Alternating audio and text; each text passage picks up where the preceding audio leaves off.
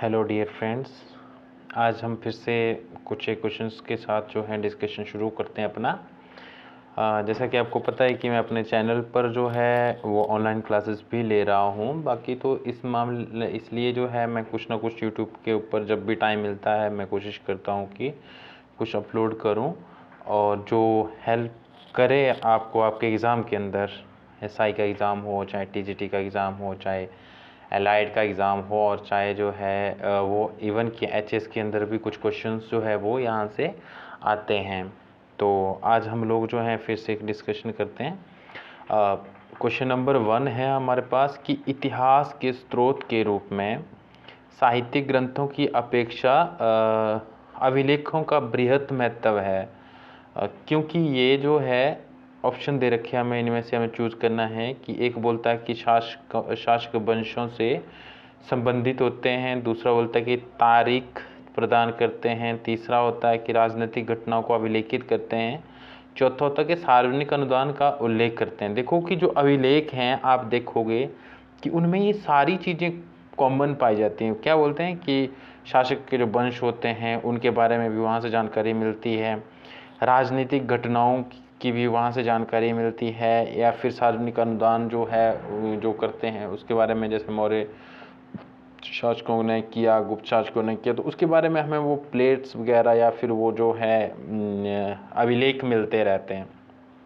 But अगर आप यहाँ पे क्वेश्चन को ढंग से देखेंगे तो यहाँ पूछा कि साहित्यिक ग्रंथ, और साहित्यिक ग्रंथों के अंदर जो है वो डेट्स जो है वो आगे पीछे भी हो सकती है, बट पर्टिकुलर जो अभिलेख है, अभिलेख तो आपको पता है कि जैसे जो इंस्क्रिप्शंस होते हैं वो पर्टिकुलर उसी इंसान ने खुदवाया है या फिर उसी इंसान ने उस वाले इंस्क्रिप्शन को स्थापित किया है, तो इसके बारे में हमें जानकारी जो है वहाँ से मिलती है। तो ये डेट्स के लिए काफ़ी महत्वपूर्ण जो है, काफ़ी सटीक जानकारी जो है डेट्स की हमें प्रोवाइड्स, डेट्स जो है ये हमें प्रदान करते हैं। दूसरा क्वेश्चन बोलता है कि हड़प्पा शहरों के घरों के व्यवस्थापन के बारे में विशिष्ट विशेषता है कि इन्होंने अपनाया था या थी, तो कौन सी प्रणाली जो थी वो अपनाया था, क्रॉस रोड्स, ठीक है, या फिर जो है एंगुलर सिस्टम, या फिर जो है सर्कुलर रोड्स। तो इन्होंने मोस्टली जो बात करी थी वो ग्रिड सिस्टम इन्होंने डेवलप किया था, ग्रिड सिस्टम। तो इसके बारे में आपको हड़प्पा सभ्यता से क्वेश्चन आते हैं तो हड़प्पा सभ्यता पढ़ करके ही जाना है, मैं भी खुद पढ़ा रहा हूँ। तो आप लोगों को भी ये कोशिश करनी है कि उन हड़प्पा सभ्यताओं के जो रोड्स होते थे उनके बारे में, या फिर उनकी जो नगर निर्माण पद्धति थी उसके बारे में, वहाँ पे कौन कौन सी चीज़ें मिली इसके बारे में, कौन कौन से मुख्य नगर हैं उनके बारे में सटीक और बहुत ज़रूरी जानकारी जो है वो होनी जरूरी चाहिए आपके पास, तभी आप क्वेश्चन को कर पाएंगे। जैसे कि ये वाला क्वेश्चन था, काफ़ी एडवांस क्वेश्चन जो हम देखने को मिलता है। एचएस में भी ऐसे क्वेश्चन जो है बहुत कम देखने को मिलते हैं कि देखो कि वहाँ पे इन्होंने ग्रिड सिस्टम के बारे में पूछ रखा आपसे कि ग्रिड सिस्टम और सर्कुलर रोड, यार आपने ढंग से नहीं पढ़ा होगा तो आप बाकी इसमें अनुमान नहीं लगा सकते हैं, ठीक है। चौथा है कि ऋग्वैदिक काल में दैनिक प्रशासन में राजा को सहायता देने के लिए सर्वाधिक महत्वपूर्ण अधिकारी था। तो दैनिक प्रशासन के अंदर राजा को सहायता देने के लिए जो था वो होता था आपका पुरोहित। ओके, तो इसको तो आप पुरानी मूवीज़ वगैरह अगर देखते हैं तो उसके अंदर देखते होंगे कि राजा के साथ हमेशा पुरोहित होता था और वो उसको जो है सजेशन देता था, है ना, धार्मिक, क्योंकि उस टाइम पे तो कोई स्पेशल कानून होता नहीं था, तो जो राजा ने बोल दिया वही कानून होता था। या तो अगर राजा जो है वो अच्छा है और थोड़ा धर्म को फॉलो करता है तो वो धर्म के जो विशेषज्ञ होते थे, पुरोहित होते थे, वही उनको टाइम टू टाइम सजेशन देते रहते थे। नाउ हम लोग जो है देखते हैं कि वेदांग जो है, जैसे कि आपको पता ही है कि हिंदू धर्म के अंदर जो है पहले वेद आते हैं, फिर उपवेद आते हैं, फिर उनके वेदांग भी आते हैं, है कि नहीं। तो ये कितने वेदांग है, इनकी संख्या जो वो 6 है, और पहला ही जो ऑप्शन है वो करेक्ट हमें देखने को मिलता है कि कल्प, शिक्षा, निरुक्त, व्याकरण, छंद, ज्योतिष, ये 6 प्रकार के वेदांग है हमारे पास। और अगले में क्या है कि ब्राह्मण ग्रंथ जो है वो डिफरेंट होते हैं, है कि नहीं, आरण्यक ग्रंथ जो है ये भी डिफरेंट होते। तो एक जो है वर्ड की गड़बड़ कर दी है, ऊपर नीचे कर दिया हुआ, अलग कर दिया हुआ है। तो ये अलग से ग्रंथ है, आपको याद रखना। अरण्यक अलग से ग्रंथ है। ब्राह्मण ग्रंथ वो थे जिनको जो है जैसे जो हमारे पास जो ग्रंथ थे उनको ही ब्राह्मणों ने थोड़ा मॉडिफाई कर दिया था, है कि नहीं। तो उनको हमने ब्राह्मण ग्रंथ बोला। उसके बाद अरण्यक जो जंगलों के अंदर लिखे गए थे, कुछ नहीं है, वेदों के ही आगे जो है वो हम लोगों ने समझने के लिए उसको अलग अलग तरीके से जो है लिखा है। तो उन्हीं को हम लोग जो है डिफरेंट डिफरेंट टाइप में पढ़ते हैं। अगला जो है क्वेश्चन नंबर 5 है, किसे कुणिक से भी जाना जाता है। तो ये कुणिक से जो जाने जाते थे उनको हम बोलते हैं अजात शत्रु। जो अजात शत्रु है इसे हम कुणिक के नाम से भी जानते हैं। और फिर 6 है आपका कि एक सेकेंड,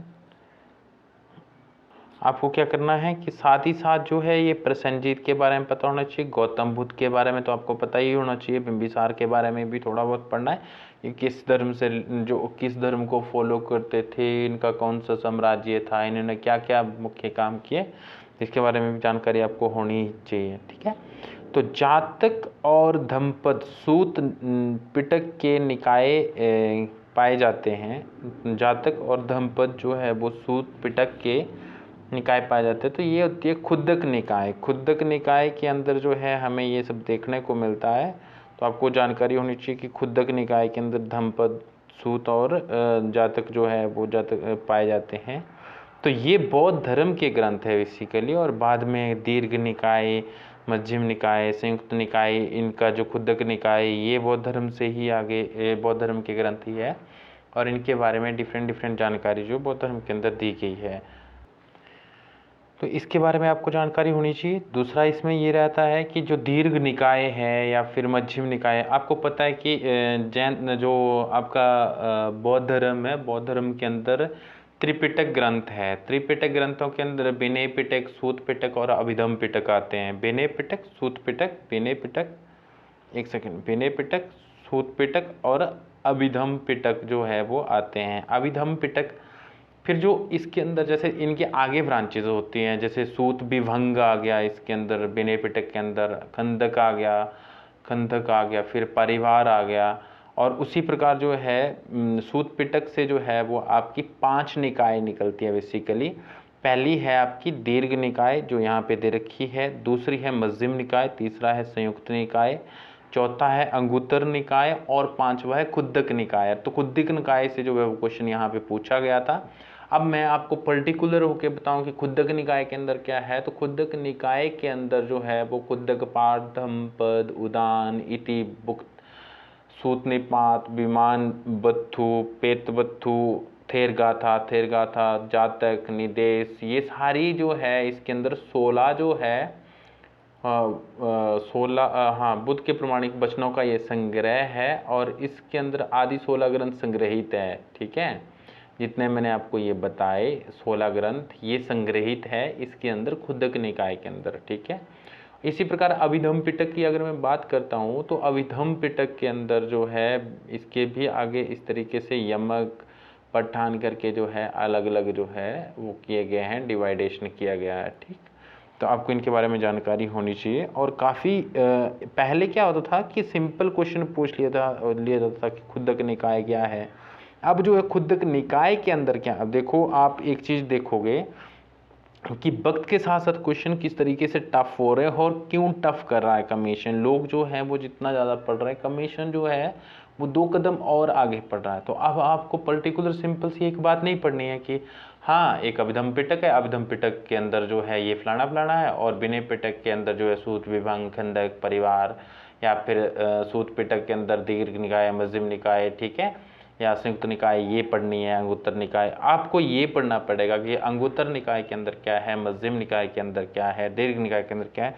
तो ना बुद्धिज्म और जैनिज्म से हमेशा क्वेश्चन आता है और ये इतना एक्सप्लोर करने के लिए है आगे कि इसके अंदर बहुत सी चीज़ें पढ़ने के लिए, और कहीं से भी जो है एग्जामिनर अब जो है मॉडिफाई करके चीज़ों को और अपने तरीके से नए नए क्वेश्चन बना के जो है आपको फंसाने की कोशिश कर रहा है।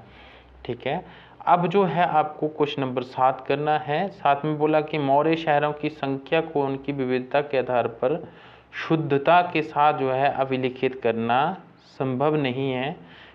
ये कथन किसने दिया था? ये 7 है आपका जो है प्रश्न नंबर, और ये बोला क्या गया है कि मौर्य शहरों की संख्या को उनकी विविधता के आधार पर शुद्धता के साथ अभिलेखित करना संभव नहीं है। ये कथन जो है दिया था आपका आर्यन ने। ठीक है, आर्यन ने इस कथन को दिया था। दूसरा जो है क्वेश्चन नंबर 8, अशोक के फरमान में बराबर जो पहाड़ियों को इस रूप में संदर्भित किया गया है। देखो, आपको पता है कि अशोक जो था बुद्धिज्म का अनुयायी था। उन्होंने जो है अजीविक संप्रदाय के लिए बिहार के अंदर 4 गुफाएं थी वो दान की थी उनके रहने के लिए, अजीविक संप्रदाय के भिक्षुओं के लिए।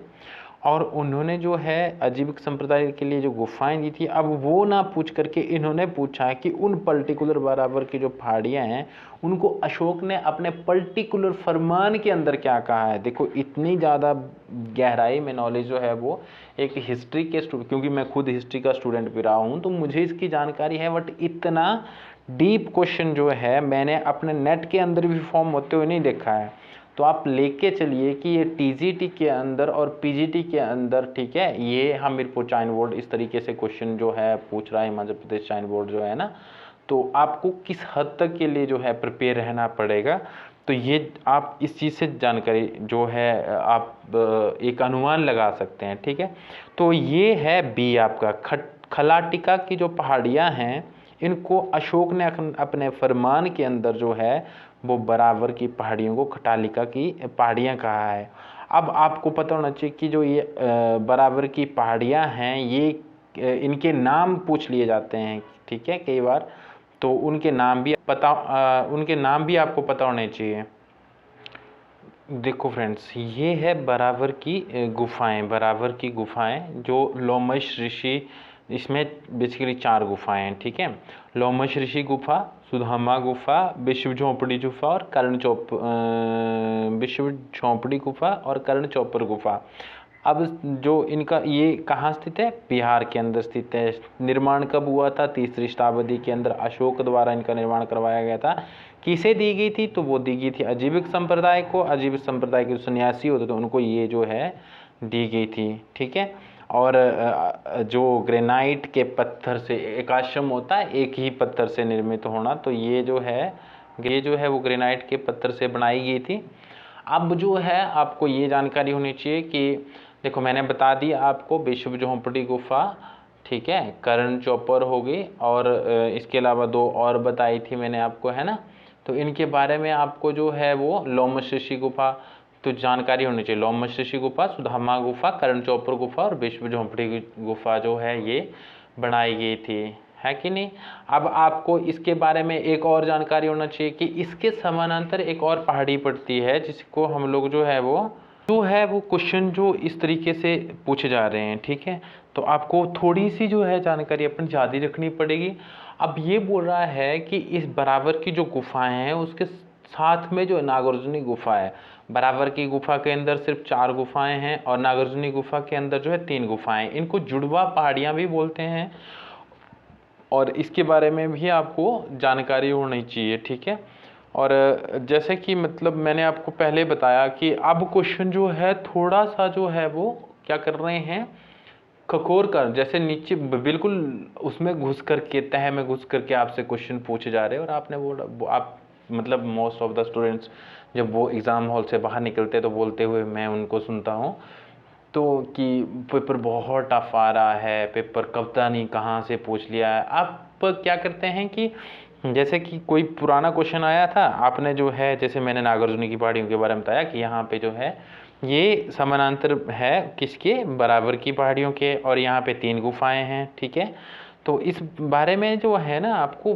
और भी मतलब हर क्वेश्चन जो है अगले साल किस तरीके का क्वेश्चन सेटअप होगा इसकी जो है जानकारी हमें देखने को मतलब जो है हम एक एजम्पशन कर सकते या फिर मतलब अनुमान लगा सकते हैं बेसिकली एक कि अगले साल किस तरीके का क्वेश्चन पेपर सेटअप होने वाला है। ठीक है, तो ये 3री शताब्दी के अंदर किसने बनाई थी? अशोक ने बनाई थी। ठीक है, और जो ये आपको अब जो है आप पूछेंगे कि मतलब इस लेवल का डिस्कशन होने के बाद हम लोग फिर भी पॉइंट छोड़ रहे हैं। कैसा पॉइंट छोड़ रहे हैं कि जो अजीब संप्रदाय, मैंने आपको बता दिया कि अजीब संप्रदाय के भिक्षुओं के लिए थी, बट मैंने ये नहीं बताया कि जो अजीब संप्रदाय था उसका संस्थापक कौन था, क्योंकि हर चीज जो है वो एक लिंक छोड़ के जा रही होती है और हमें उस लिंक को पकड़ना होता है, ठीक है। तो वो है मखलीपुत्र गोसाल ने इसकी स्थापना करी, जो इसकी जो है स्थापना करी थी इस संप्रदाय की, ओके। और ये किसका कंटेम्प्रेरी था? गौतम बुद्ध का कंटेम्प्रेरी था, ठीक है। तो और जैन धर्म के जो क्या नाम था उनका, महावीर थे, इनके भी समकालीन थे ये जो मखलीपुत्र गोसाल थे, ठीक है।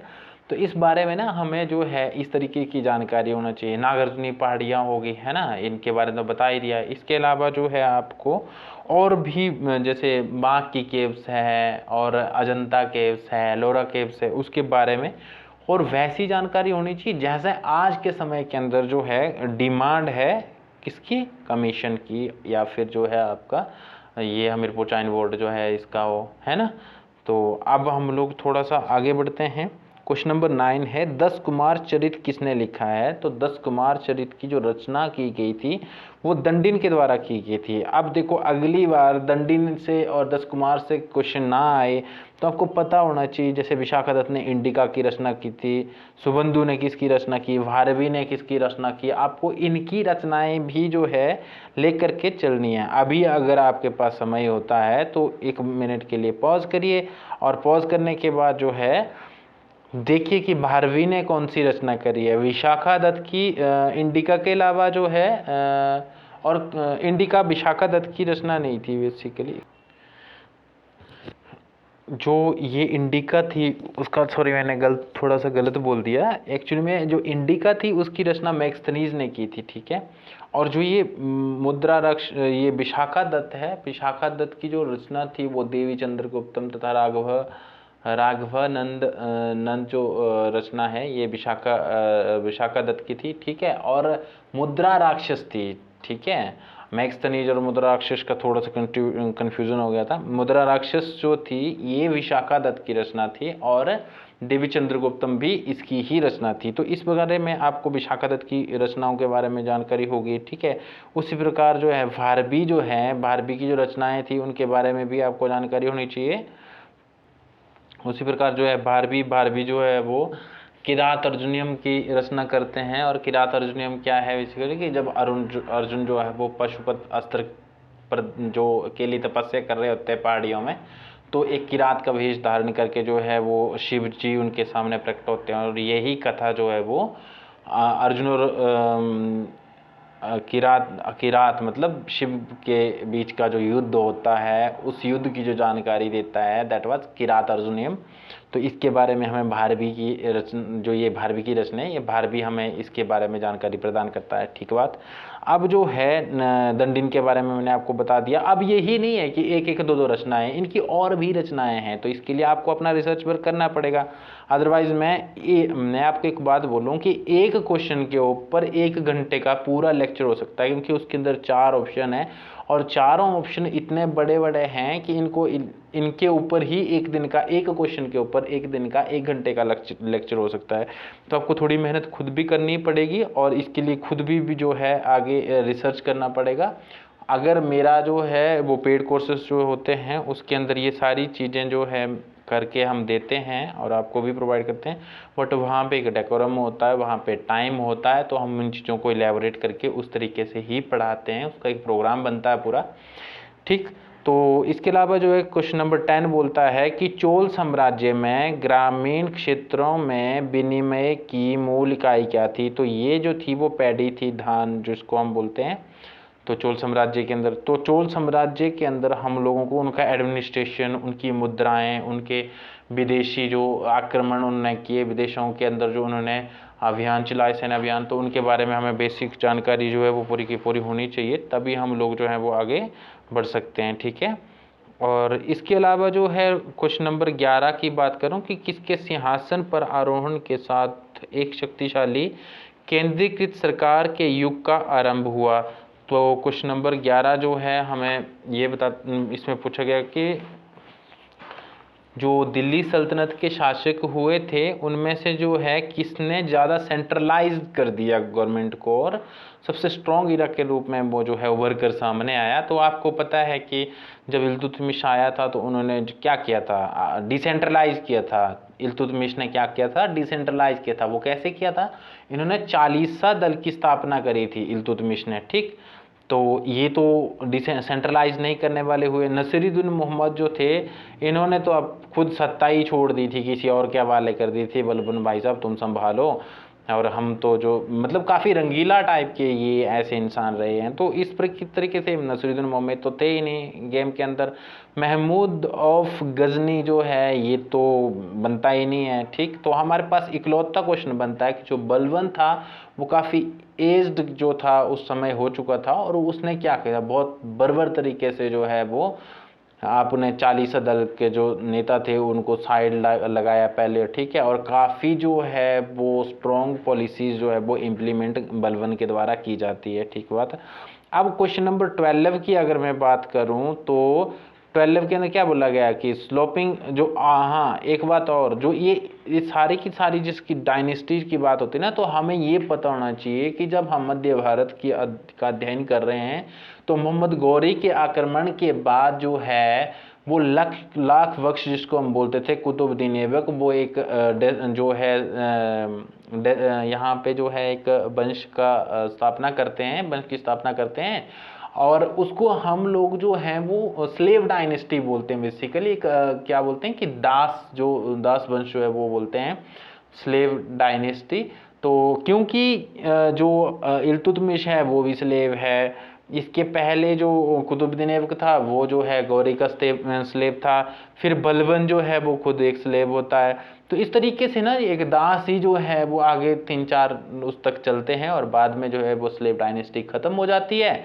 और स्लेव डायनेस्टी के खत्म होने के बाद फिर दूसरी, इस तरीके से 3-4 डायनेस्टी जो है वो रूल करती है। तो दिल्ली सल्तनत हम लोग वैसे जो है उनको पढ़ते हैं। तो आपको उसके अंदर भी ना बिल्कुल तह तक जाके क्वेश्चंस जो हैं वो अब ऊपर से नहीं पूछ रहे हैं कि हाँ जी इसका कार्यकाल कितना था, वो कब से कब तक था। अब उन्होंने कौन कौन से कार्य किए थे इसकी भी जो है वो जानकारी हमें जो है होनी चाहिए, ठीक है। फिर बोला गया है कि 12 क्वेश्चन के अंदर क्या बोला गया है कि स्लोपिंग बॉल बैटर तुगलक वास्तुकला का प्रभावी विशेषता थी, इसका किसकी इमारतों के अंदर अभाव है।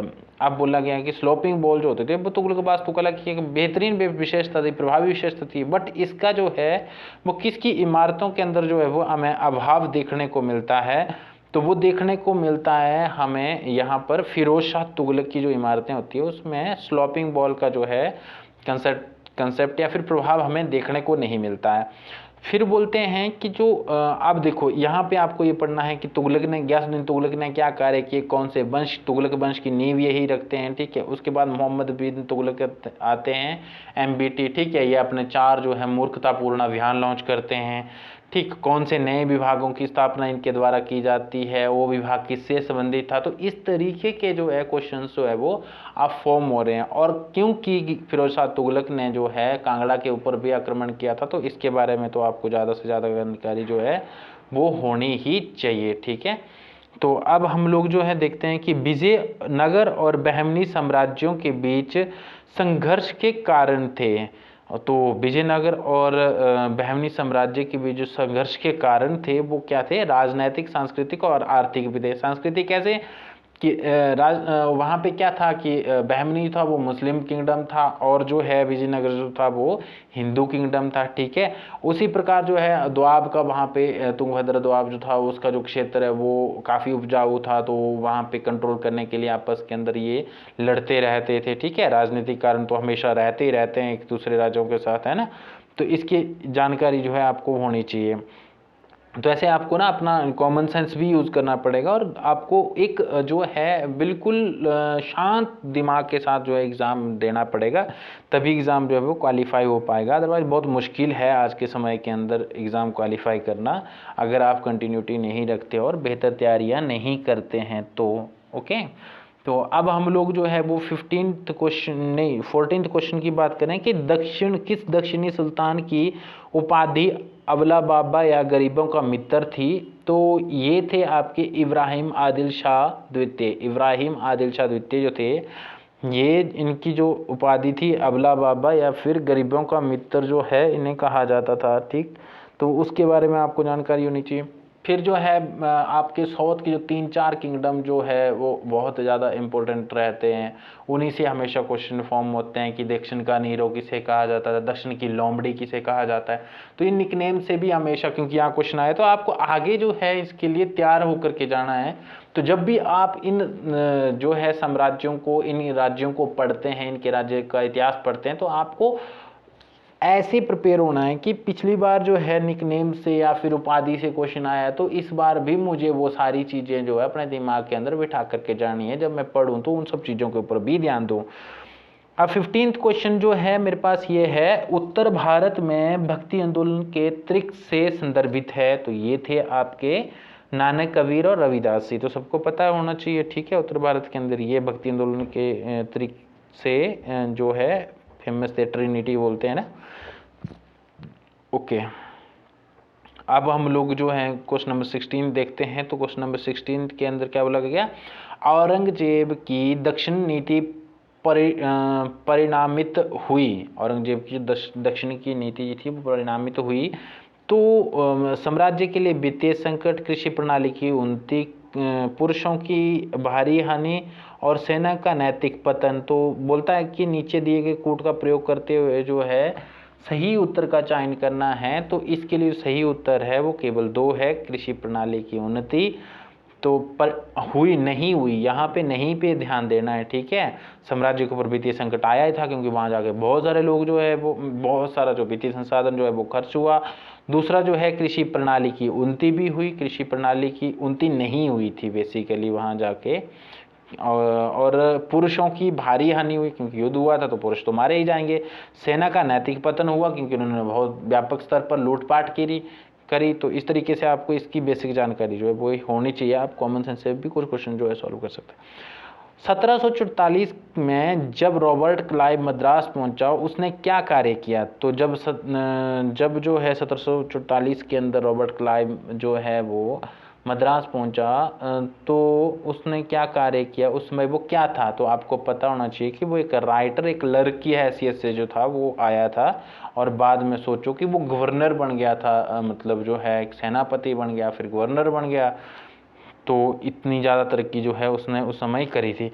देवेंद्र टैगोर ने शुरू किया, जो देवेंद्र टैगोर थे, इन्होंने तत्वबोधिनी सभा को शुरू किया था। आत्माराम पांडुरंग ने प्रथम समाज को शुरू किया था। आर्य समाज को शुरू करने वाले जो थे वो आपके कौन थे, ये आप लोग मुझे कमेंट बॉक्स के अंदर बताएंगे कि आर्य समाज की स्थापना जो है वो किसने करी थी। ब्रह्म समाज की स्थापना करी थी आपके राजा राममोहन रॉय ने। आर्य समाज की स्थापना करी थी, बता दूं, आर्य समाज की स्थापना करी थी आपके दयानंद, जो महर्षि दयानंद थे, उन्होंने करी थी। ठीक है, धर्म सभा की स्थापना करने वाले। तो इन सब के बारे में ना आपको बेसिक जानकारी तो रखनी, जो क्वेश्चन में आया वो तो है। प्रीवियस क्वेश्चन पेपर हम लोगों को जो है एक वे प्रोवाइड करते हैं कि हमने जाना किस रास्ते से और कहाँ तक जाना है, कितना और पढ़ना है। ठीक है, तो इसके बारे में आपको जानकारी होनी चाहिए। फिर 19 क्वेश्चन के अंदर बोला गया है कि सिखों के विरुद्ध धर्म युद्ध में वहाबियों ने सबसे पहले किस स्थान पर अधिकार किया था। तो 19वां क्वेश्चन है ये किया था आपका पेशावर के अंदर। तो आपको इस बारे में जानकारी जो है वो होनी चाहिए। इस तरीके से आपको जो है क्वेश्चन सॉल्व करने हैं, ताकि आपको जो है वो आगे जाके कोई दूसरी दिक्कत ना आए। फिर जो 20th क्वेश्चन जो है हमसे पूछा गया है कि मार्च 1931 में महात्मा गांधी और लॉर्ड इरविन के बीच समझौते के बाद अनेक नेता गांधी जी के नेतृत्व के आलोचक हो गए। इसका मुख्य कारण क्या था। तो सविनय जो इसका जो मुख्य कारण था, लड़ाकों को महत्व अर्जित किया, ग्रामीण लोगों को शामिल नहीं किया, सत्याग्रह नीति निस्तेज हो गई। नहीं, इसका सबसे बड़ा कारण था नेहरू, जो महात्मा गांधी इरविन समझौता उसका कारण था कि सबने अवज्ञा आंदोलन को स्थगित कर दिया था, ठीक है। और कब हुआ था ये जो नेहरू इरविन जो गांधी इरविन पैक्ट कब हुआ था? जो गांधी इरविन पैक्ट हुआ था डियर फ्रेंड्स, जो गांधी इरविन पैक्ट था वो कब हुआ था? वो था 5 मार्च 1931 को। और इसके अनुसार जो है गांधी जी ने द्वितीय गोलमेज सम्मेलन में भाग लेना स्वीकार किया था। और जो नमक सत्याग्रह से शुरू हुआ था हमारा सबनी अवज्ञा आंदोलन, उसको उसको जो है गांधी जी ने वापस ले लिया था। तो इस तरीके ना आपको ये बेसिक सी जानकारी जो है वो हमेशा होनी चाहिए, और इस तरीके से आपको एक पूरा जो है टॉपिक को खोल करके पढ़ना है ताकि आपको दिक्कत ना हो। इस तरीके से हमारा जो है वो ये हिस्ट्री वाला पोर्शन आज यहीं पे ख़त्म होता है। और मैं आपको एक और चीज़ जो है वो सजेस्ट करना चाहूँगा कि जब भी आप इस तरीके से प्रिपरेशन करें, किसी भी एग्ज़ाम के लिए प्रिपेयर कर रहे हैं आप खुद को, अपने आप को, है ना, तो इस चीज़ पर हमेशा ध्यान दें कि आप जो है वो प्रीवियस पेपर PYQs को हमेशा जो है वो पढ़ करके जाएं। पर हमारे यहाँ मैंने देखा है सब लोग पढ़ते हैं, बट उसका जो प्रॉपर तरीका होता है कि देखो अगली बार जो क्वेश्चन आएगा, अब हिस्ट्री के अंदर आपको पता ही है कि हो सकता है कि बहुत बड़े टॉपिक हो, बहुत बड़ा हिस्सा हो, बट आप जो है जब से अगर कॉम्पिटिटिव का इतिहास निकालोगे तब से लेकर आज तक जो है कितनी सी हिस्ट्री है, कहाँ से दो है, बार बार इंसान जो है वो एग्जामिनर भी क्वेश्चन पूछेगा तो उसका भी क्या फोकस रहता है, वो भी ये चाहता है कि ठीक है जितना चल रहा है वहाँ से जो है क्वेश्चन निकाल करके वहीं से नया क्वेश्चन फॉर्म कर देते हैं। जैसे मैंने आपको बौद्ध धर्म के खुद्दक निकाय और मजहब निकायों के बारे में बताया, तो आपको उस तरीके से जो है वो अप्रोच करना पड़ेगा, जिसको हम लोग स्मार्ट स्टडी बोलते हैं ना। बेसिकली वो कुछ और नहीं, मतलब जो आपके दे रखा है, आपके पास जो उपलब्ध है उसी में से जानकारी निकाल करके आपको आगे की जो है लड़ाई लड़नी है, इसी को हम लोग जो स्मार्ट स्टडी बोलते हैं। और देखना जो लोग कम पढ़ते हैं बट स्मार्ट तरीके से इस तरीके से पढ़ते हैं तो उनके एग्ज़ाम जो है वो मोस्टली हो जाते हैं क्लियर, ठीक है। और फिर हम बोलते हैं कि यार इसको तो हमारे बराबर भी नहीं आता था। मुद्दा ये होता है कि उसने जो है वो अप्रोच सही तरीके से किया, उसके पास कम संसाधन थे बट उसने बेस्ट तरीके से अप्रोच किया और उसका एग्ज़ाम हुआ। तो आपको भी ये चीज़ करनी है और नेगेटिविटी नहीं आने देनी है अपने अंदर कि बहुत से स्टूडेंट ऐसे होते हैं जो बहुत लंबे समय से तैयारी कर रहे हैं बट जो है वो क्या हो जाते हैं कि बोर हो जाते हैं और उनको लगता है कि शायद अब उनका एग्ज़ाम होगा ही नहीं, या फिर जो है उनके सामने बाकी के एग्ज़ाम हो गए हैं तो अब उनका एग्ज़ाम हो पाना टफ है। तो ऐसा कुछ भी नहीं होता है। आपका मेहनत आपको पे करता है, बट आपको जो है इसके लिए हमेशा से तैयार रहना चाहिए कि आप जो है कमीशन से 2 पैर आगे बढ़ कर के जो है 2 कदम आगे बढ़ कर के जो है ये सोचना शुरू करें कि इस बार कमीशन कहाँ तक जाने वाला है। तब जो है आप एक सही अप्रोच के साथ एक सही जो है रास्ते पर आगे बढ़ सकेंगे और चीज़ों को कर सकेंगे और आपका सिलेक्शन भी तभी श्योर हो पाएगा, ठीक है। तो इसके साथ ही जो है मैं अपना लेक्चर जो है वो स्टॉप करता हूँ। Thank you so much.